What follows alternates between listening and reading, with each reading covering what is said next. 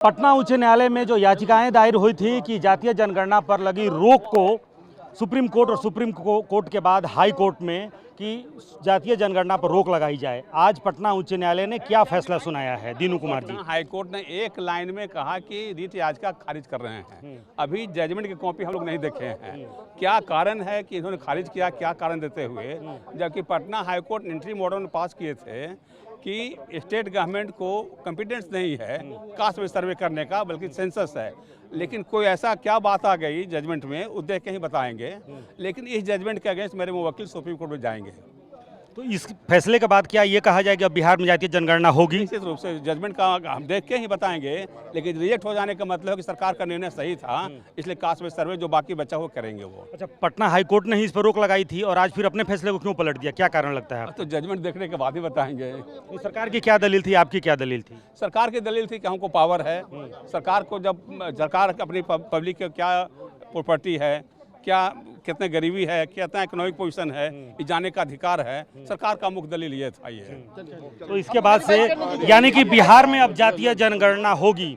इस पटना उच्च न्यायालय ने ही जातीय जनगणना पर रोक लगा दी थी। उसके बाद से बिहार सरकार सुप्रीम कोर्ट गई थी। सुप्रीम कोर्ट ने कहा था कि आप पटना उच्च न्यायालय जाइए। पटना उच्च न्यायालय में 5 दिनों तक सुनवाई चली। उसके बाद से 7 जुलाई को पटना उच्च न्यायालय ने अपना फैसला सुरक्षित रख लिया था और आज अपना फैसला सुनाते हुए पटना उच्च न्यायालय ने जातीय जनगणना पर रोक लगाने से संबंधित सभी 7 याचिकाएं खारिज करते हुए अपना फैसला सुना दिया है। यानी कि बिहार में एक बार फिर से जातीय जनगणना होगी। जातीय जनगणना जिसका 80% काम बिहार में पूरा हो चुका था।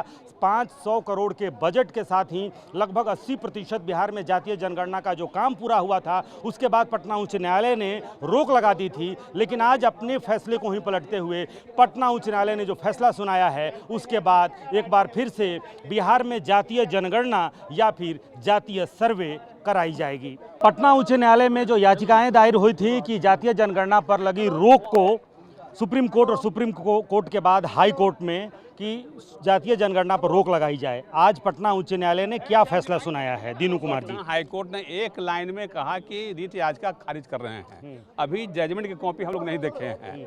क्या कारण है कि इन्होंने खारिज किया, क्या कारण देते हुए, जबकि Patna high court interim order में पास किए थे कि स्टेट गवर्नमेंट को कॉम्पिटेंस नहीं है कास्ट बेस्ड सर्वे करने का, बल्कि सेंसस है। लेकिन कोई ऐसा क्या बात आ गई जजमेंट में, वो देख के ही बताएंगे।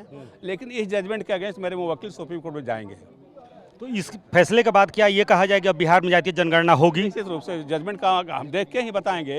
लेकिन रिजेक्ट हो जाने का मतलब है कि सरकार का निर्णय सही था, इसलिए कास्ट बेस्ड सर्वे जो बाकी बचा वो करेंगे वो। अच्छा, पटना हाई कोर्ट ने ही इस पर रोक लगाई थी और आज फिर अपने फैसले को क्यों पलट दिया, क्या कारण लगता है? तो जजमेंट देखने के बाद ही बताएंगे। तो सरकार की क्या दलील थी, आपकी क्या दलील थी? सरकार की दलील थी कि हमको पावर है। सरकार को जब सरकार अपनी पब्लिक की क्या प्रॉपर्टी है, क्या कितने गरीबी है, कितना इकोनॉमिक पोजीशन है, ये जानने का अधिकार है। सरकार का मुख्य दलील ये था। ये तो इसके बाद से यानी कि बिहार में अब जातीय जनगणना होगी।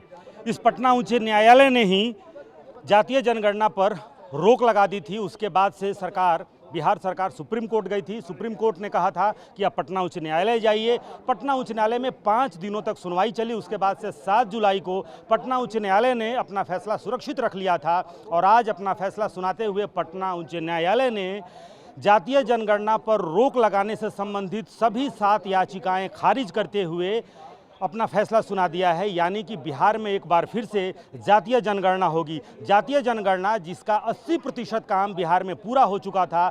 500 करोड़ के बजट के साथ ही लगभग 80% बिहार में जातीय जनगणना का जो काम पूरा हुआ था, उसके बाद पटना उच्च न्यायालय ने रोक लगा दी थी। लेकिन आज अपने फैसले को ही पलटते हुए पटना उच्च न्यायालय ने जो फैसला सुनाया है, उसके बाद एक बार फिर से बिहार में जातीय जनगणना या फिर जातीय सर्वे कराई जाएगी। कैमरामैन कुणाल के साथ रुपेश कुमार, TV9।